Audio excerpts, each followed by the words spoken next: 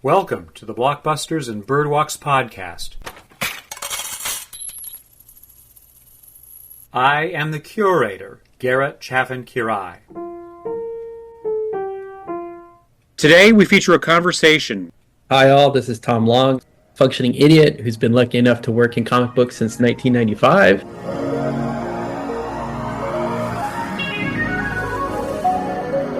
I graduated college in 1994, and I got a teaching job where I was allowed to instruct younger people in film studies. And there was this kid in my very first class who came strolling through my classroom and said, "I saw the greatest movie ever." "What's that?" Because I'm always curious. "Oh, it's Tank Girl."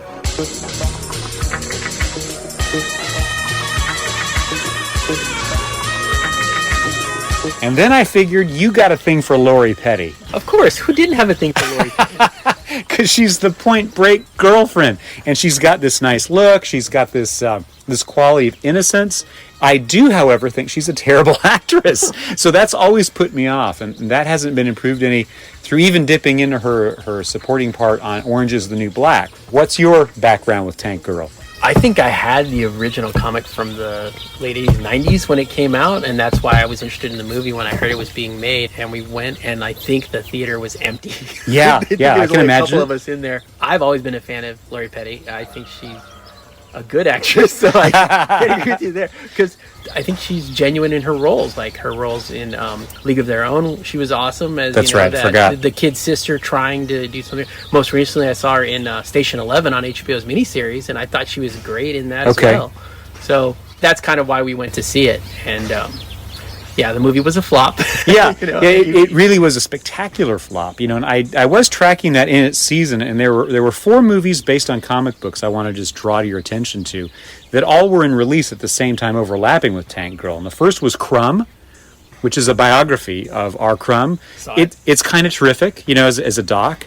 There was Casper, there was Batman Forever, and there was Judge Dredd. That got my attention. And I remember thinking it was a stink bomb of a movie. Oh, it's terrible. But I also remember learning that it was from a British comic book writer, and I think so is Tank Girl, right? And that was a mind blower for me. As ignorant as I am, I didn't realize that there are other cultures in the world that also do graphic storytelling in the form of comic books. So what pleased me about Tank Girl, before we get into what displeased me, is how direct it uses comic book panels to tell the story and make the whole thing progress.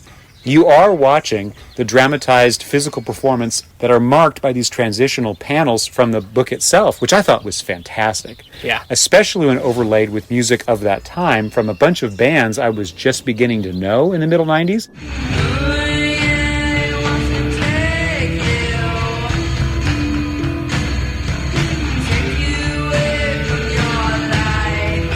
I'm an intertextually thinking person because I like to imagine the stuff that added up to this comic book writer, and that's Alan Martin and Jamie Hewlett. Most people don't realize that he is the artist visionary behind the virtual band Gorillaz. I ain't happy. I'm feeling glad I got sunshine in a bag. I'm useless, but not for long. The future is coming on. You mentioned Crumb, and the whole thing with R. Crumb is that, you know, he was part of this counterculture, you know, comic scene of going against the norm, and that's what punk aesthetic is, what Tank Girl was all about. It was a reaction to, I believe it was the Tory government. So because Thatcher was at the very end of her reign. Yeah, all right. And it was not so much a, you know, fleshed out story with, you know, an origin, beginning, middle, and end. It was almost like these comic strips, because I believe it was started off as a comic strip inside a magazine. But when you read deeper behind it, there's like it's a reaction to the anti-gay movement of the Tory government or something like that. So now, I was touched by that element. Yeah. It's mostly just barely implied in the movie that she's a queer character. She's a feminist. She's also self-possessed and a creative. She adapts all of the tools around her to fit her own aesthetic, which is weird. All of that should translate well to a movie. So the other track of my mind as I was watching Lori Petty go through the paces of this movie is how much more successful this movie would likely be today, because some of the guardrails of what we would allow in an American movie have fallen away. We can now just have queer characters. Just to jump ahead, one of the key elements of this movie, which I was not prepared for. That kid way back when recommending it to me did not say there are these kangaroo men. Yeah. I didn't understand what I was getting involved with because I knew Ice-T was in the cast. I'm like, yeah, young Ice-T. He must have been in his middle 30s right then. Great. All of that was on my mind. That this movie's environment, while connected to reflecting on the 1980s, we haven't lost some of that cultural tension, specifically around conservative ideas of what society should allow, how law and order works, versus the sort of rambunctiousness of young people acting out because they don't fit in to what conservative lifestyles will allow. What's Tank Girl's gist? What's the movie about? Tank Girl is living in a communal house, so there you go, counterculture right off the bat, and they reject, the authority figure. In the movie, it's the water and power is controlling, because it's post-apocalyptic scene, and they're controlling, all the water and the power, and you have this evil, CEO guy, which played by Malcolm McDowell. Tank Girl and her crew, they get attacked by water and power, and her boyfriend's killed, and a whole bunch of people are killed, and one of the kids is kidnapped, and she gets captured, and Malcolm McDowell's character is going to use her to kind of get to these evil kangaroos you're talking about, who are run by another faction. They're basically like the rebellion in Star Wars. And so he's going to use her to infiltrate and stop them, basically, because they're attacking all his wares. Well, it backfires. She gets then captured by the kangaroos and basically becomes one with them. And they're fighting water and power. And that is basically the whole story, which is, again, part of the problem with converting a comic book to a movie. Is like, clearly when they wrote this film, they felt, well, we need to flesh out this villain more, and we need to personify a villain, because in the comic strips, as I recall, it was more of like this ambiguous organization, because that's what it's a bureaucracy. It's a bureaucracy. Right. It has no individuality. Right. So you didn't need this evil thing that she has to fight and take on bad guys, lose, good guys win. So they oversimplified, and they couldn't capture the spirit of the comic. That's where it went wrong. It wasn't in, I think, the acting or the special effects, even though the rubber tails were pretty ridiculous. Yeah. It was really in that the storytelling couldn't capture the intent of the strip. What I'm taking from that is that an individual comic book, right, has a consistent number of pages, a consistent number of panels and possibilities that can be expressed in a story, and it's basically vignetting. You accept a story world that you're buying when you open up that comic book, and the longer range reader will understand some of the previous vignettes, but the world itself has to just be understood. It has these central rules. Why those rules have been established, that's entirely up to the creator, and you're not really able to question that. And this movie makes an attempt to sort of place it roughly 30 to 40 years in front of the future. This is a 95 movie, so it's like thinking about the 2030s. The world has just become completely desert-ridden. Water is very, very special. It's okay, I accept that, because that's where we're sitting right now. Next to a pool. These vignettes allow you to enjoy the read because they're going to have a couple of splashy images that draw your eye, including the cover. Is that roughly how the comic book experience works for this series? That's how I recall it. Yeah. Okay. They've done some new stories since then, but yeah, it was really about, here's a character living in this existence through no choice of her own. Yeah. And how does she deal with these external experiences? Basically like us. I mean, we didn't choose to be born in America. We didn't choose to be born in the 70s. Yeah. But there you were, plopped out into the world, and now you got to deal with it. And she's not broken by it. She's totally and fully adaptable. Right. She's a girl in a tank. What a sexy image to a certain line of thinking, right? And she's got this interesting hair, and she's very colorful, and she embroiders everything around her, which becomes sort of sweet because the Kathryn Hardwicke, the filmmaker of Twilight fame and 13, which is the great movie, she's the production designer for the movie. So I saw her name in the credits, went, look, this is probably one of her early splashes that got her some privileges to maybe become a director in a few years' time, which is indeed what happened. And it has this aesthetic of just being a little bit silly.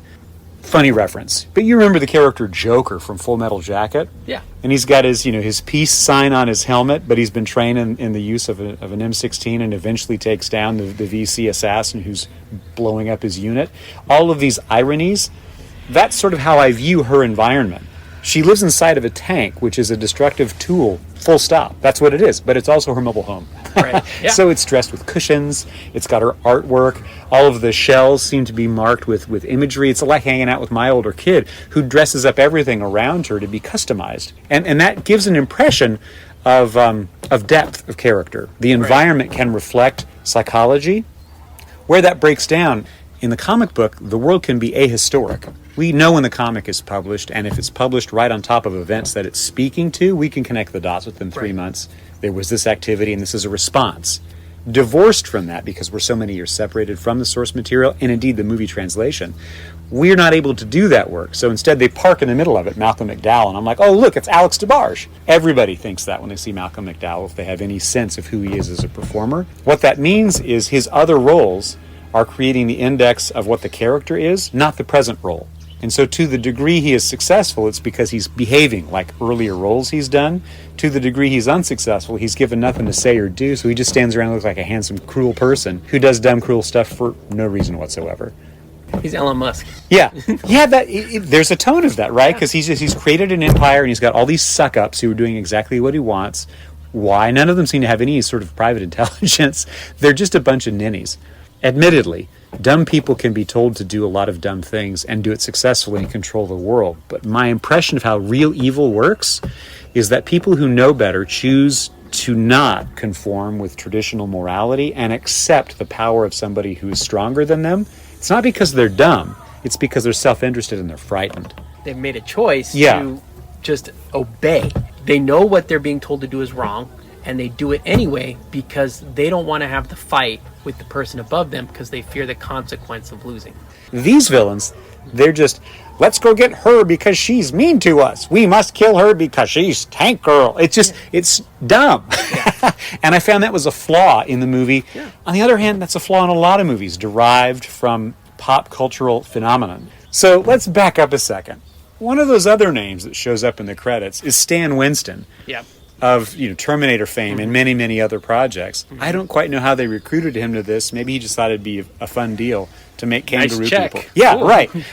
So these kangaroo men, they include Ice-T, who I've mentioned earlier, and they include Reg E. Cathy, who I know best from that Kevin Spacey show, House of Cards, where he has a very notable part as a restaurant owner.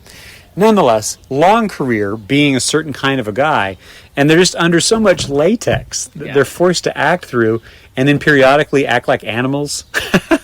And these are two black men in America. So I couldn't help but think, well, that's really a disgraceful thing to ask these guys to do.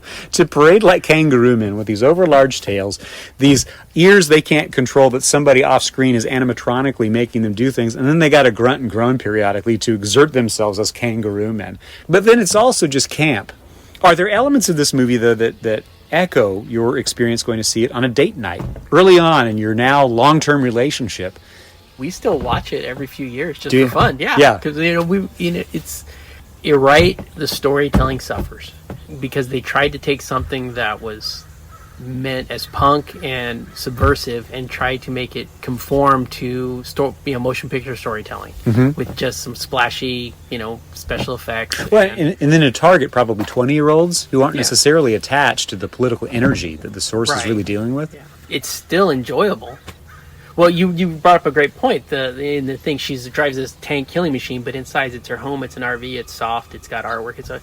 That's a metaphor for the character itself. It's like you've got this hard shell that you're protecting yourself from the world, but inside you're just this soft person who just wants to enjoy your life, and then you care about your family and you want to just have fun, and then you just reject having somebody tell you what you have to do. You don't like authority. It's a F you to authority. Yeah. And so I think maybe that's why it still resonates with me all these years, because I still have that I remember sensibility. When as a younger person, about the time this came out, we weren't living in the same city, but we would correspond every now and then. I just assumed this is going to be a Thomas movie. Oh, yeah. Because you'd already kicked off your comic books career. You're already working in the industry, doing some freelance stuff. And yeah. At the time, 95 is when I started working at Wildstorm Productions. How much editorial, I want to say restriction, is placed on the comic book writers and artists when they dream up these ideas? Are they just deliver us this many panels, this many pages, and we'll put the thing to market and see what it does? Or are they told, you can't, no boobies, no blood, no bludgeoning, no whatever? The editor, a lot of time, is not the spearhead of the creative process. It's the artist and the writer collaborating, coming up with it, and then the editor is just there to receive the final product, make sure it conforms to the page count and that there's no typos and it gets to the printer on time. I mean, there are some editors who are more interactive who do want to interject. And one of my friends way back when was an editor, and he did an interview where he said, look, comic book editors in general are themselves just frustrated writers, but they need a paying job, so they become an editor. I think there is a space for editors to interject and hold, like, it's almost like they're the HR of the comic book creation, because they need to make sure that there's no abuse of the story. Well, it's interesting to hear that, because I'm used to thinking of editors from the words on a page literary environment, where there are famous editors, and their job was helping chip away, in the subtractive sort of sculpting analogy, chip away the noise that a writer is bringing to them, which is roughed, and it needs to be roughed in and turned into the final project. Sometimes so much so that more than 50% of the original work, even after many drafts, is discarded to find the core thing that becomes then the celebrated artifact at the end. It sounds like you're describing somebody who is very much about continuity. You have too many panels to go on this one page, and that means that your book is going to be 2 pages too long. So either you got to go a little bit farther and give us a to be continued, because this will be a multi-page or multi-book arc, or you got to thin some stuff out. It's more of that kind of thing. Right. Yeah, okay. It's more on the technical side. Although I do recall from experience, there were some times where the artist-writer collaboration just didn't jive. It's like a baton. Like, there will be sometimes like a meeting between editors, writers, and the artists saying, hey, this is what we want this story arc to be. This is our ideas. This is what it should do. And so the writer will flesh out like a plot outline, hand it off to the artist. The artist will draw whatever they think is best. They will interject their ideas into the story. So it may call for 3 panels, but it's like, you know what? This is important to the story. This should be 5 panels, and I'm going to add something happening here. Well, when it gets back to the editor, it's like, okay, well, this was 3, now it's 5. Somehow we can't have 2 silent panels. We need to flesh this out to tell the story more, because it visually tells the story, but you also have to have the caption boxes, the balloons that tell the story. So I can see many ways that as you transition that production cycle, that strategy for how you get to the final result into the world of movies, where you're just adding dozens of collaborators, each of them having a specific but independent role that is rolled together under the creative direction during production of the director. And I want to specify here that Rachel Talalay is the filmmaker. That's a woman! And I know that's a silly remark, but it's also to the point. There's a study that comes out I think in the springtime, out of San Diego State, where they data mine the number of sexed and gendered roles in the entertainment field, movies, television, and now streaming, to define how many of those roles are by people they can identify as being women or queer folk. The great news, it's improved a lot in the last generation. So since we started having children, it's become more notable. But it's still not even 20-25%. Yeah. And if you roll that back to 1995, it would probably be well under 10%. So the fact that this movie was shepherded through all of those production circumstances based on this celebrated weirdo comic from Britain and turned into not quite a mainstream, but it was released in the United States, first of all, by Rachel Talalay is a remarkable thing. It's rare for a woman to be in charge of a movie in America, full stop. Rarer still for it to be a fantastic success, and as we remarked as we began, this was not a fantastic success. And maybe parts of that just don't quite hit Garrett, who's kind of a square dude, despite trying to be more open to the world. It might just be I was defined by age 10 to be a certain kind of a person, and I wasn't capable of being flexible enough to open up the field of myself and let this in. Maybe it's too revolutionary for me even now. Too campy for you. It could be, yeah. I have a trouble. Camp is not always my jam. There are things about it that I just don't stomach well. I don't know how to clarify that with a very good example. Well, we can stick with this.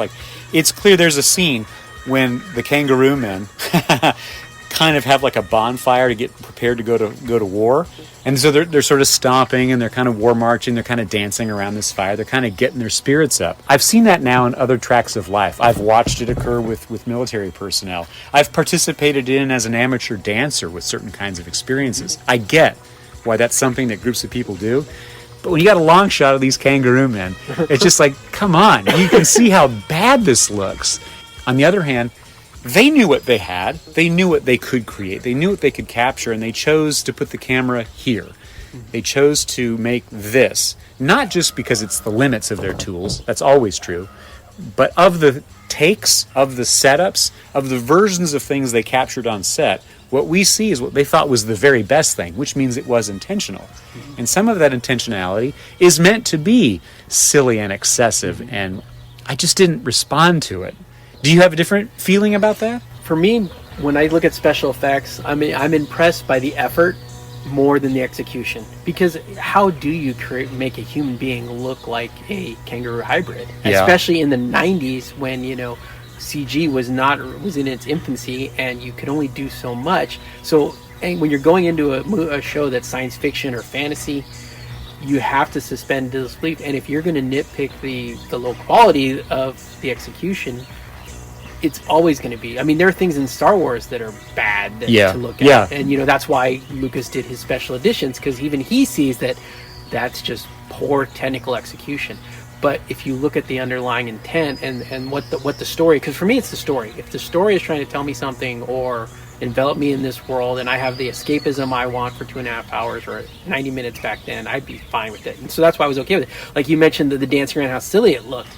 But for me, like the other thing is like they do the same dance sort of in the scene where they say, "Let us pray." And then what do? They start dancing around, because that in itself is a subversive tone that, like, when people think prayer, they think quiet, somber, morose even. Oh, okay. I see what you're saying. But in the context of the movie, it was like, no, we learn religion and our religion celebrate. We're just happy to be alive and fuck the man. It all goes back to that. It's like what I'm doing is in your face. I'm not going to do things your way because you tell me I have to. I'm going to do these things in my way. And that is, I think, even in the sound, in the effects scenes, these are the efforts to try and do them to show something else. Okay. The other. Yeah, you're selling me on that point. That is helping me retcon my experience, because it's a community building exercise. Right. I guess that could be, now that I'm thinking of it, one of the lasting virtues of this story and others that are built around a similar core. That is, Tank Girl's our lead, but she is successful because she encourages this weird group of outliers and so on to form a team and be kind of parafamilial, particularly because none of them have family backgrounds. Only together do they form the bonds of sibling rivalry, sibling friendship, romance. All of those entanglements are right there. And our bad guy, he's a bureaucrat, a corporatist. He's a guy in charge.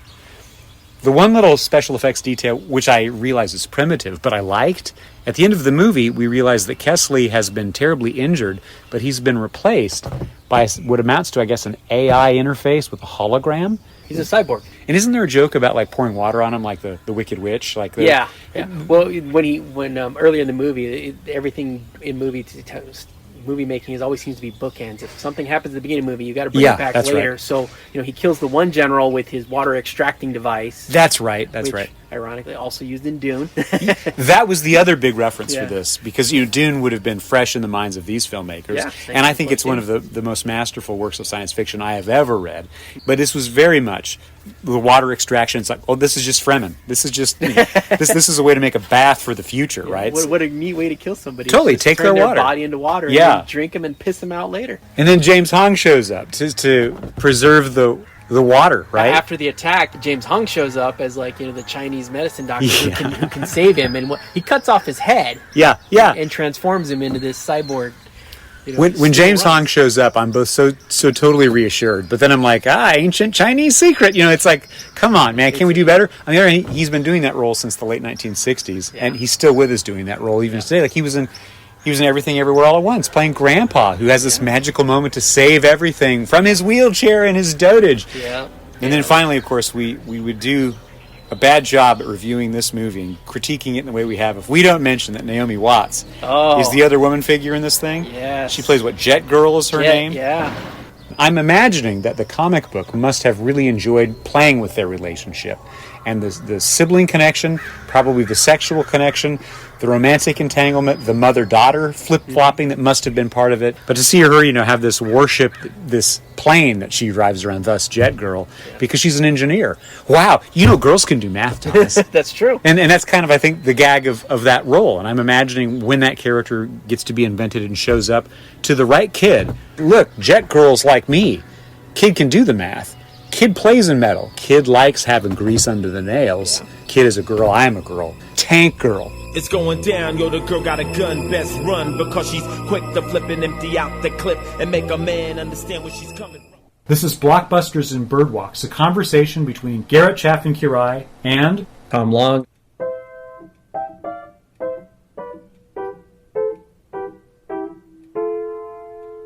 Boop boobity doo.